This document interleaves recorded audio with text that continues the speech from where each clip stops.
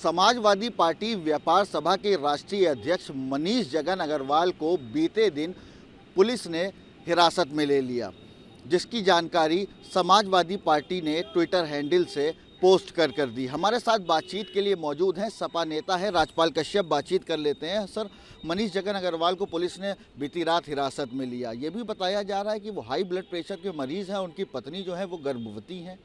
कैसे देखते हैं इस पूरे मामले को? बीजेपी सरकार संवेदनहीनता की सारी पराकाष्ठाएं उन्होंने पार कर दी। ये तो मानवीय दृष्टिकोण होना चाहिए कि उसकी पत्नी प्रेग्नेंट है और खुद हाई ब्लड प्रेशर है, और दूसरी पुलिस ने अभी तक ये जानकारी नहीं दी किस मामले में उठाया। उनको बताना चाहिए था, वो भी नहीं बताया।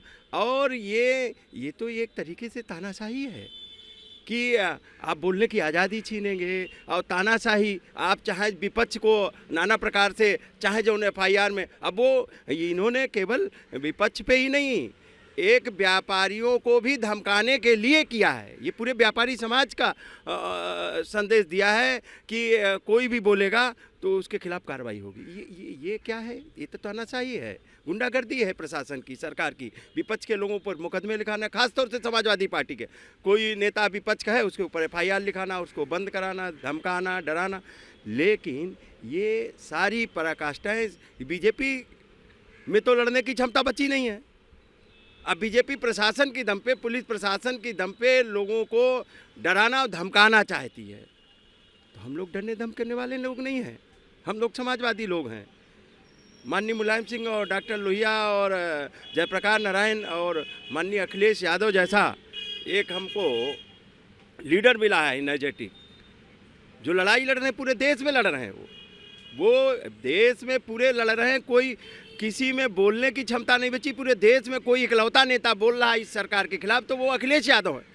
और इसीलिए तो समाजवादी पार्टी के नेताओं कार्यकर्ताओं पे जिस तरीके का अन्याय अत्याचार कर रहे हैं, लगातार जो भी बोलता है समाजवादी पार्टी का नेता उसके ऊपर एफआईआर। उससे पहले भी एक प्रवक्ता पे एफआईआर लिख दी गई। आज हमारे मनीष जगन अग्रवाल जो राष्ट्रीय अध्यक्ष हैं व्यापार सभा का, तो ये व्यापारियों को भी धमकाने का काम कर रहे हैं, पूरे व्यापारी समाज को धमकाने का काम कर रहे हैं। इससे पहले भी मनीष जगन अग्रवाल को पुलिस ने हिरासत में लिया था आपत्तिजनक पोस्ट करने के मामले में, जिसके बाद अखिलेश यादव डीजीपी कार्यालय पहुंच गए थे। काफ़ी नाराज़गी जताई थी उन्होंने और सपा कार्यकर्ताओं में भी काफ़ी आक्रोश देखने को मिला था। इस बार पुलिस ने वजह नहीं बताई है, हिरासत में ले लिया है। आप लोगों का क्या स्टैंड है इस पर? देखिए, सबसे पहले तो पुलिस उन्हें छोड़े, और वो एक तो हाई ब्लड प्रेशर के मरीज भी हैं और दूसरी उनकी पत्नी प्रेग्नेंट है। तीसरी बात, वजह भी नहीं बताई। वजह तो पुलिस को अभी तक नहीं बताई वजह। ये तो गुंडागर्दी है, तानाशाही है, और लोकतंत्र तो बचा नहीं। अब तो ये गुंडागर्दी और तानाशाही से चला रहे हैं। लोकतंत्र ख़त्म कर दिया। किसी को चाहे जब उठा लो, रात में उठा लो, कुछ भी कर दो।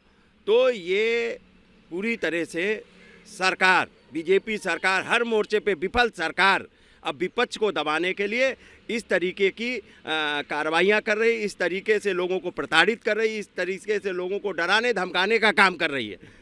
तो ये केवल मनीष जगन अग्रवाल को नहीं, ये पूरे व्यापारी समाज को डराने धमकाने का काम किया है। आप लोगों की इस मामले में राष्ट्रीय अध्यक्ष जी से क्या कुछ बातचीत हुई? उनकी तरफ से कुछ निर्देश दिए गए हैं कि आप लोगों को कि आगे क्या रणनीति होगी?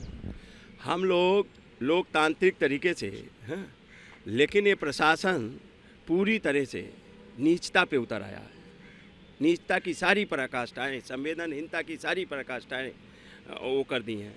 हम लोग कानूनी रूप से और लोकतांत्रिक तरीके से जो भी है वो कर रहे हैं, लेकिन प्रशासन की तानाशाही, गुंडागर्दी का जवाब भी जनता देगी। बहुत शुक्रिया बातचीत के लिए। सपा नेता राजपाल कश्यप हमारे साथ बातचीत के लिए मौजूद थे। कहीं ना कहीं सपा कार्यकर्ताओं में मनीष जगन जायसवाल की गिरफ्तारी को लेकर, उनको हिरासत में जिस तरीके से लिया गया, इसको लेकर सपा कार्यकर्ताओं में कहीं ना कहीं आक्रोश ज़रूर है। कैमरा पर्सन अरविंद के साथ अजहर खान, भारत समाचार, लखनऊ।